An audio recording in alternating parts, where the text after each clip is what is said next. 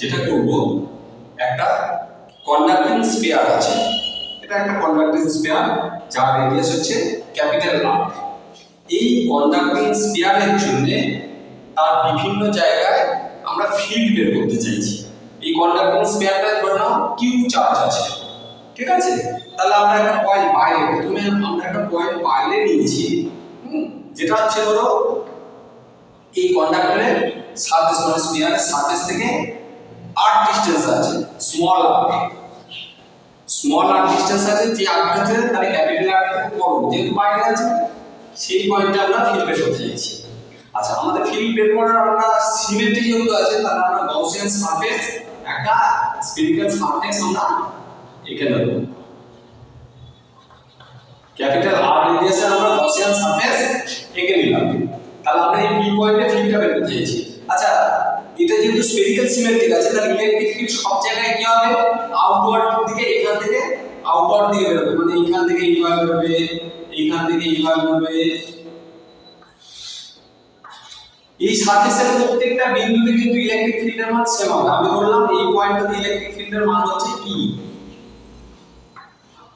Electric ফিল্ডের মান হচ্ছে E, এবং ইলেকট্রিক ফিল্ড কোন দিক বরাবর থাকবে? যে পয়েন্ট করব সেই পয়েন্ট থেকে রেডিয়ালি আউটওয়ার্ড বরাবর ইলেকট্রিক ফিল্ডের দিক হবে। তার মানে যদি আমি এই পয়েন্টে বলি, তাহলে রেডিয়ালি আউটওয়ার্ড কোন দিকটা হচ্ছে? এই দিক বরাবর হবে ইলেকট্রিক ফিল্ডের দিক, ঠিক আছে? এইটা আবার যদি এই পয়েন্টে বলি, তাহলে এই দিক বরাবর হবে, ঠিক আছে? আমি এই জায়গাটা মুছে দিলাম, বুঝতে নিশ্চয়ই পেরেছো। এবার তাহলে আমরা ইলেকট্রিক ফিল্ড বের করতে চাইছি গাউসিয়ান যে থিওরি তার সাথে। তাহলে প্রথমে আমরা একটা ক্লোজ সারফেস ইন্টিগ্রেশন করব, এর আগেও করেছিলাম। তাহলে E ডট ds, তাহলে E ডট ds যদি এই ক্লোজ সারফেসটার মধ্যে করি, তাহলে তার রেজাল্ট কি আসবে? তার রেজাল্ট আসবে q বাই এপসাইলন নট। এখানে কিউটা কি? এই সারফেসের মধ্যে যে আধানটা আছে, চার্জ আছে, তাহলে এই সারফেসের ভিতরে কতটা আধান আছে? কিউ আধান আছে। তাহলে এই স্মল কিউটা আমরা রিপ্লেস করব ক্যাপিটাল কিউ দ্বারা। তাহলে আমরা এই E ডট ds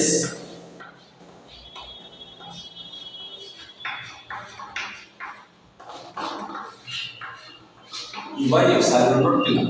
এবার দেখো এই E এর ডিরেকশন আর ds এর ডিরেকশন যে কোনো মুহূর্তে, মানে এইখানে যদি একটা ds নাও, ds এর ডিরেকশন আউটার বরাবর এই দিক বরাবর হবে।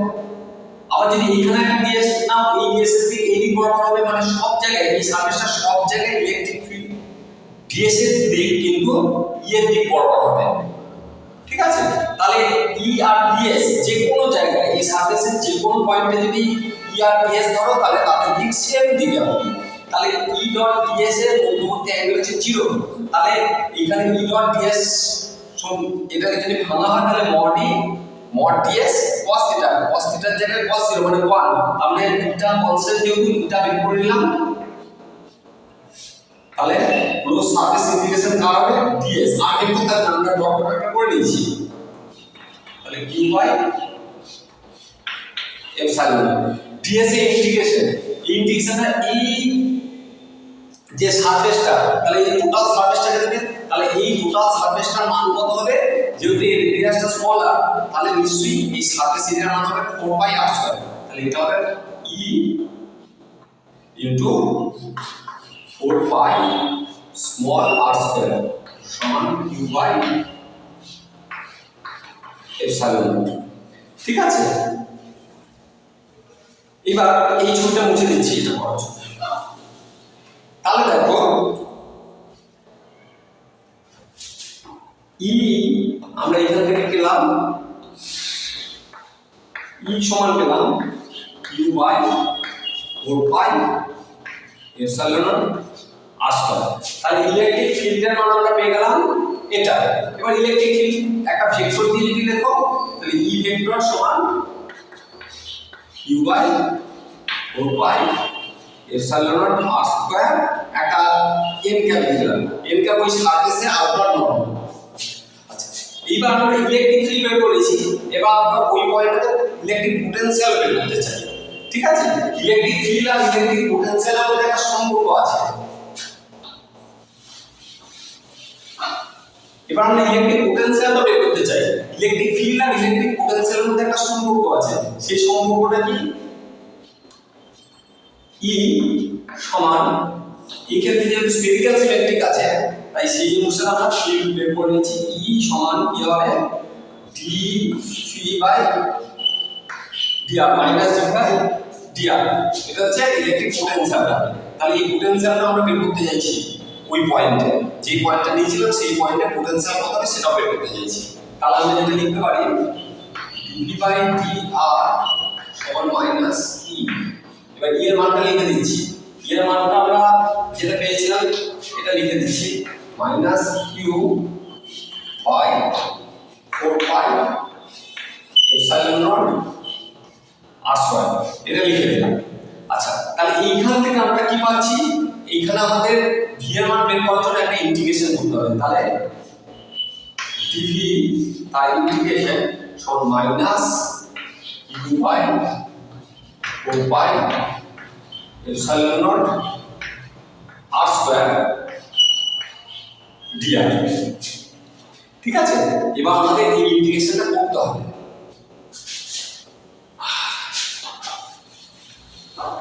আচ্ছা দেখো, তাহলে এইখানে লিখছি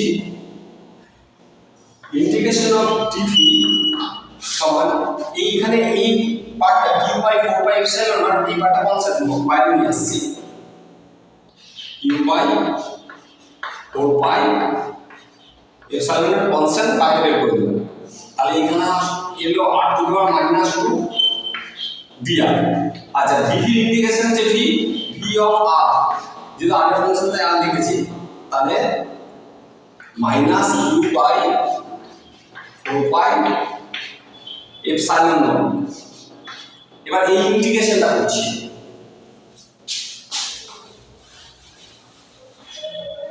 এই ইন্টিগ্রেশনটার রেজাল্ট কি দেয় আমরা দেখতে চাইছি। তাহলে এই ইন্টিগ্রেশনটা আমরা জানি ইন্টিগ্রেশনের রেজাল্ট অনুসারে -2 প্লাস 1 আর 2 এর -2 প্লাস 1। তাহলে আর এগুলো হচ্ছে q by 4 pi epsilon naught, এখানে মাইনাস মাইনাস এখানে একটা মাইনাস আসছে, মাইনাস আর 2 পাওয়ার -1। তাহলে আলটিমেট মাইনাস মাইনাস নিয়ে q by 4 pi epsilon naught R এখানে একটা ইন্টিগ্রেশনের কনস্ট্যান্ট দিতে পারবো, ইন্টিগ্রেশন কনস্ট্যান্ট c, এখানে একটা c, এখানে একটা c। তাহলে ভি আর এলো এরকম টাইপের একটা কিছু। এবার দেখো এই সিটার মান আমরা বের করতে পারি। আমরা যদি আরটা ইনফিনিটির দিকে যাই, এই যে আমাদের এই একটা চার্জ ডিস্ট্রিবিউশন ছিল, স্ফেরিক্যাল চার্জ ডিস্ট্রিবিউশন, এখান থেকে যত আমরা দূরে যাব তত কি পোটেনশিয়াল কমতে থাকবে, এবং ইনফিনিটিতে গেলে পোটেনশিয়াল কত? 0 চলে আসবে। তাই আমরা এই সিটার মান বের করতে চাইছি। ঠিক আছে, তাহলে ভি এক আর টেন্ডস টু ইনফিনিটি, এই ভি আরটা কত হয়ে যাবে? 0 হয়ে যাবে। আবার এখানে আর ইনফিনিটি বসলে এটাও 0 হয়ে যাবে। তাহলে সি এর মান কত আছে? 0। তাহলে আমরা ওই লিমিট যদি বসাই v r tends to infinity, তাহলে ভি আর হচ্ছে 0। আবার সামথিং ডিভাইডেড বাই ইনফিনিটি মানে সেটাও 0। তাহলে সি এর মান আলটিমেট আমরা কত পেলাম? 0। তাহলে আমরা ভি আর লিখতে পারি, আর তাহলে সিটা থাকলে সি যেহেতু 0 চলে আসছে, তাহলে Q by 4 pi epsilon naught R. তাহলে ওই যে স্ফিয়ারটা, এই স্ফিয়ারটার বাইরে যত আমি দূরে যাব তত ফিল্ডও কমতে থাকবে। কারণ ফিল্ডের মানটা একটু আগে লিখেছিলাম, ফিল্ডের মান কি পেয়েছিলাম? ই সমান q by 4 pi epsilon naught r square, এটা পেয়েছিলাম ফিল্ড হচ্ছে আর সাথে কমতে থাকে, আবার পোটেনশিয়াল দেখছি আর সাথে কমছে। আচ্ছা, এইবার এই পয়েন্টটাতে এরকম ডিসটেন্স ছিল স্মল আর। এবার যদি আরটাকে কমাতে এইখানে যদি আসি সারফেসের কাছাকাছি, মানে আর গ্রেটার দ্যান ইকুয়াল টু আর এ যদি নিই, তাহলে কমাতে এবার আমরা আর সমান আর এ আসছি। আর সমান আর এ যদি আসি, তখন তাহলে পোটেনশিয়ালের মান হচ্ছে ভি আর সমান হচ্ছে q by 4 pi epsilon naught capital R মান আসবে। ঠিক আছে, এবার আমরা এই প্রবলেমটাকে ইলেকট্রিক ফিল্ড বের করতে চাই এরকম ভিতরের কোনো পয়েন্টে। ঠিক আছে, এই একটা স্ফেরিক্যাল কন্ডাক্টর আছে যার চার্জ কিউ, তার ইন্টেরিয়ারে কত ফিল্ড হবে সেটাও আমরা দেখতে চাই। ইন্টেরিয়ারে ফিল্ড যখন বের করবো আমি ছবিটা একবার এঁকে দিচ্ছি। আচ্ছা, ছবিটা বড় করে নিলাম স্ফিয়ার থেকে, তোমাদের বুঝতে সুবিধা হবে।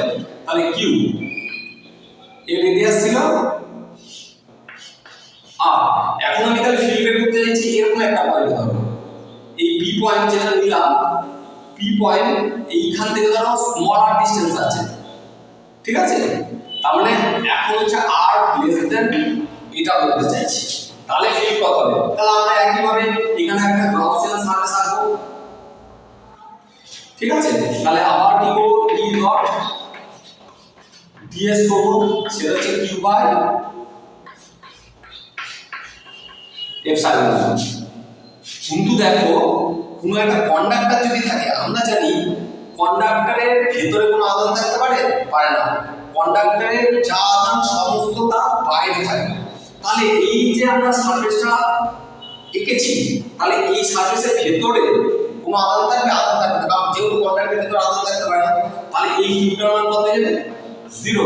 তাহলে এটা হচ্ছে 0।